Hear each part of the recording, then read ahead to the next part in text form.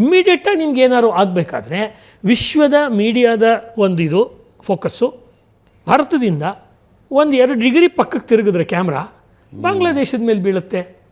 ನಾನು ಎಲ್ಲೋ ವಿದೇಶದಲ್ಲಿ ನಿಂತು ಮಾತಾಡೋ ಒಂದು ರೀತಿ ಇದನ್ನು ಹೇಳ್ತಾ ಇದ್ದೀನಿ. ಅಂದರೆ ನಾನು ಆಚೆ ನಿಂತು ನೋಡಿದಾಗ ಭಾರತ ಭಾರತ ಭಾರತ ಅಂತಿದ್ದಾರೆ. ದಿನ ನೋಡಿದ್ರೆ ಮೋದಿ ಅಲ್ಲಿ ಹೋಗ್ತಾರೆ, ಇವ್ರು ಇಲ್ಲಿ ಹೋಗ್ತಾರೆ, ಅಥವಾ ಜೈಶಂಕರ್ ಇಲ್ಲಿ ಹೋಗ್ತಾರೆ, ಅವರೆಲ್ಲ ಉತ್ತರ ಕೊಡ್ತಾರೆ ವಿಶ್ವಸಂಸ್ಥೆಯಲ್ಲಿ.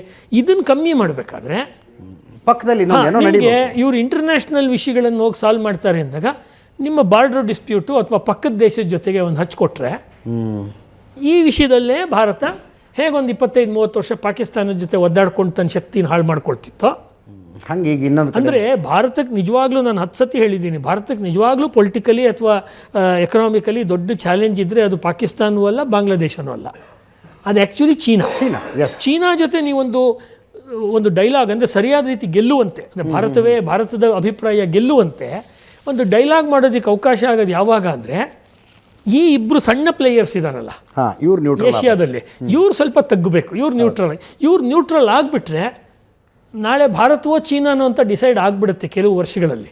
ಯಾರಿಗೆ ಗೊತ್ತು, ಮೊನ್ನೆ ಆದಂತೆ ಚೀನಾ ಮತ್ತು ಭಾರತ ಕೈ ಜೋಡಿಸ್ಬಿಟ್ಟು ವಿಶ್ವದ ಏಷ್ಯಾದ ಅತಿ ದೊಡ್ಡ ರಾಷ್ಟ್ರಗಳಾಗಿ ನಾವಿಬ್ಬರು ಅದನ್ನು ಪವರ್ನ ಶೇರ್ ಮಾಡ್ಕೊಳ್ಳೋಣ ಅಂತ ಹೋದರೆ ಉಳಿದಂಥ ಕ್ರಿಶ್ಚಿಯನ್ ಮೆಜಾರಿಟಿ ದೇಶಗಳಿಗೆ ಮತ್ತು ಉಳಿದಂಥ ಇಸ್ಲಾಮಿಕ್ ಮೆಜಾರಿಟಿ ದೇಶಗಳಿಗೆ ಇದು ಪಾಯಿಂಟ್.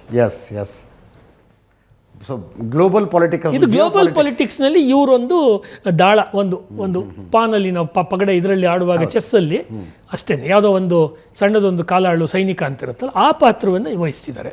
ಇಲ್ಲಾಂದರೆ ನಿಮಗೆ ಯೂನಸ್ ಅನ್ನುವಂಥ ರಾಜಕೀಯದಲ್ಲಿ ಏನೂ ಗೊತ್ತಿಲ್ಲದೆ ಇರೋ ವ್ಯಕ್ತಿಯನ್ನು ತೊಗೊಂಡು ಬಂದು ಅಲ್ಲಿಯ ಮುಖ್ಯ ವ್ಯಕ್ತಿಯನ್ನು ಮಾಡ್ತಾರೆ, ಪ್ರಧಾನ ಸ್ಥಾನದಲ್ಲಿ ತರ್ತಾರೆ ಅಂದರೆ ಅದು ಪಾನೇ ಅದು ಆ್ಯಕ್ಚುಲಿ. ಇದನ್ನು ಭಾರತದ ಸಂದರ್ಭದಲ್ಲೂ ಮಾಡೋಕ್ಕೆ ನೋಡಿದೆ, ರಷ್ಯಾನೋ ಅಥವಾ ಅಮೆರಿಕಾನೋ ಮಾಡೋಕ್ಕೆ ನೋಡಿದೆ, ಅನೇಕ ಸತಿ ಅವ್ರನ್ನ ಅಲ್ಲಿ ಸ್ಥಾಪನೆ ಮಾಡೋಕ್ಕೆ ನೋಡಿದೆ. ಕಾರಣಾಂತರಗಳಿಂದ ಅದು ಸಾಧ್ಯವಾಗಲಿಲ್ಲ.